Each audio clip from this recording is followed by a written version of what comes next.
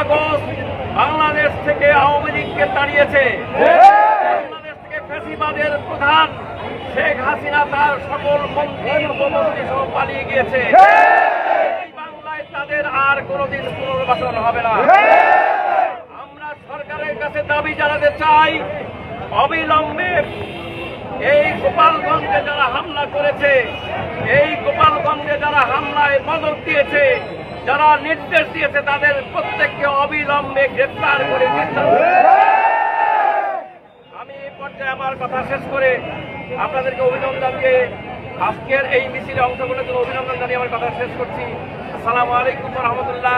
বাংলাদেশ জিন্দাবাদ, বাংলাদেশ জামাত ইসলামী জিন্দাবাদ।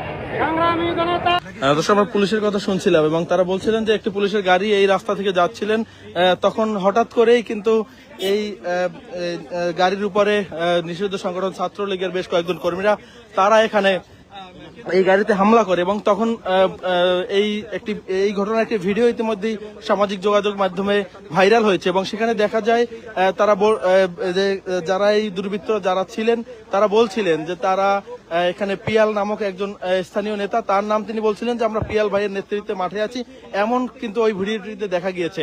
এবং এই ঘটনার ঠিক পরপরই গোপালগঞ্জের বিভিন্ন স্থানে সেনা মোতায়েন করা হয়েছে, পাশাপাশি পুলিশ সদস্যদেরকেও তৎপর করা হয়েছে। দর্শক দেখতে পাচ্ছেন এই যে পুলিশের গাড়ি, সেটি যদি আমরা একটু দেখাবার চেষ্টা করি, এই পুলিশের গাড়িটি এখান থেকে যাচ্ছিল এবং সেই যাওয়ার পথে নিষিদ্ধ সংগঠন ছাত্রলীগের বেশ কয়েকজন এখানে এই গাড়ির উপর হামলা করে এবং 2 জন পুলিশ সদস্য তারা আহত হয়েছেন, সেটি আমরা দেখছিলাম।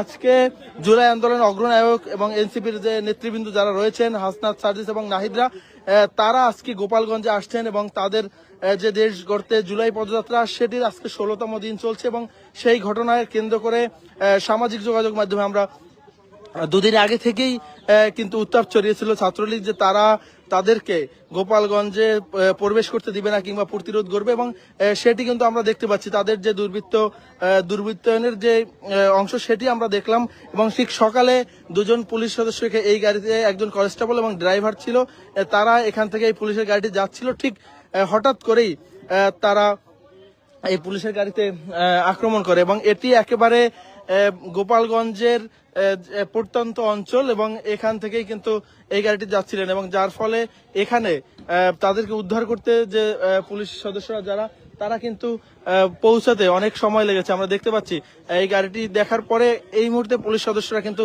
এই স্থান থেকে চলে যাচ্ছেন, একেবারেই প্রত্যন্ত অঞ্চল গোপালগঞ্জের এখানেই। এবং এনসিপির যে নেতৃবৃন্দ, তারা আজকে গোপালগঞ্জে আসার ঘোষণার পরপরই কিন্তু আমরা সামাজিক যোগাযোগ মাধ্যমে দেখেছি যে এই ধরনের ঘটনা কিন্তু ঘটতেই থাকে এবং আমরা দেখছি পুলিশ সদস্যরা কিন্তু এই মুহূর্তে